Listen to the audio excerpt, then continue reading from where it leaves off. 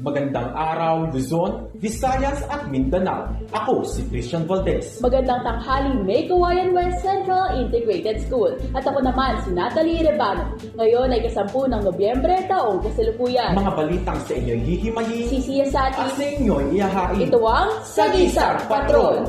Sa ulo ng mga nagbabagang balita, Mga Pilipino sa Gaza pinayagan ng makatawid sa Egypt. Isang barilya na bili sa mataas na halaga sa isang subasta. Pagbabalik ng face-to-face division press conference muling naganap. Mga dating kandidata ng Miss Universe Philippines nagpakita ng suporta para kay Michelle D.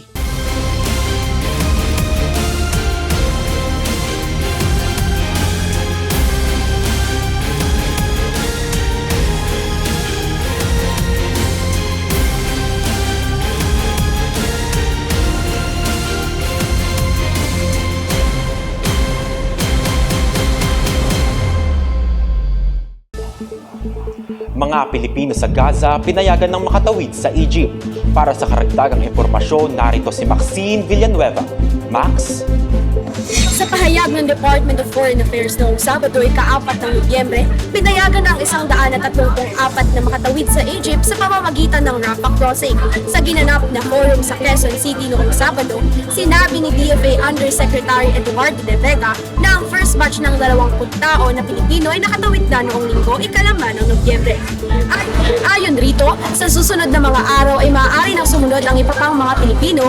Dagdag pa rito ang mga Pinoy na nakatawid na sa border patungong Egypt ay dadalhin sa Embahada ng Pilipinas sa Cairo, pero kinakailangan nilang makaalis sa loob ng 72 oras dahil transit visa lamang ang ibinigay sa kanila. Ako si Maxine Villanueva sa Gisag Patrol. Balik sa'yo, Christian! Maraming salamat, Max. Isang barilya na bili sa mataas na halaga sa subasta. Sa karagdagang impormasyon, narito si Jasmine Tubilla. Jasmine? Nabili sa halagang 1,400,000 piso ang sinaunang barya na tinatawag na barilya sa isang subasta ayon kay Kuya Kim Atienza sa GMA News 24 Oras. Alam niyo ba na ang barya ay hango sa barilya ng mga Kastila at nagkakahalaga ng 1 sentimo noong unang panahon bilang pambayad sa mga produkto? Ayon kay Kuya Kim, makikita rin ang salitang barilya ano 1728 at ang coat of arms ng siyudad ng Maynila sa gitna ng barilya. Talaga ngang kamangha-mangha malaman ang istorya ng ating mga ninuno. Muli, ako si Jasmine Tubilla sa Gisag Patrol. At magbabalik ang Sagisag Patrol.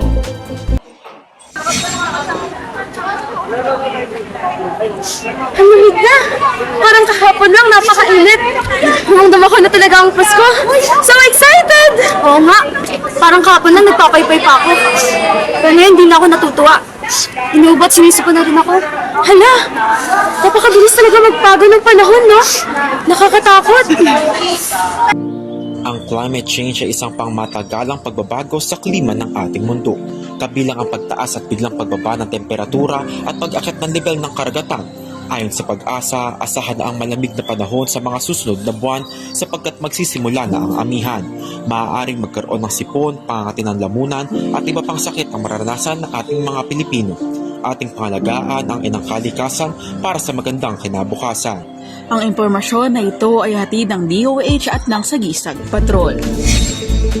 at nagbabalik ang Sagisag Patrol. Pagbabalik ng face-to-face division press conference muling naganap. Pinakatutukan ni Maxine Villanueva. Max? Noong 10 ng Nobyembre taong 2020, muling naganap ang harap-harapang Division School Press Conference na ginanap sa May Kawayan West Integrated School matapos ang ilang taong pagkakaantalan doon paglaban ng online lamang. Napakaraming mag-aaraling gumawa sa laban na ito at kitang-kita sa mga mag-aaral mula sa iba't ibang paaralan ang kanilang pagkasabik sa nasabing laban at upang may pakita ang kanilang mga akting talento. Halatang ito ay kanilang pinaghandaan at pusong lalaban upang may uwi ang kampyonato. Muli, ako si Maxine Villanueva sa Gisag Patrol. Balik sa'yo, Christian!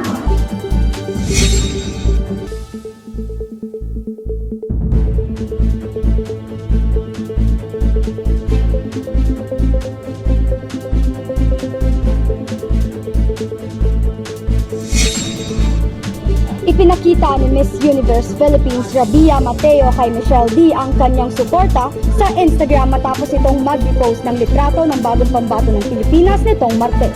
Nagpahayag din ng suporta si Miss Universe 2018 Catriona Gray kay Michelle nang siya ay makoronahan bilang Miss Universe Philippines nitong taon.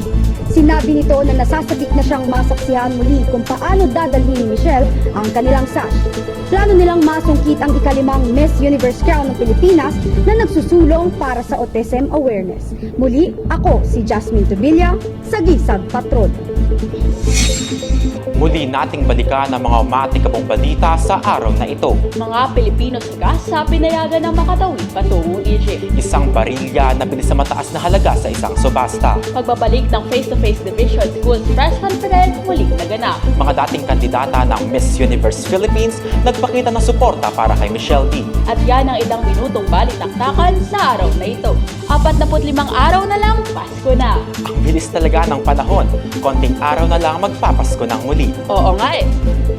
Muli, ako si Christian Valdez. Balitang ating kailangan ihahatid ng lingkod ng sambayanan. At ako naman si Natalie Rebano. Lingkod yung totoo, laging patas kahit kanino. At ito ang Sagisag Patrol.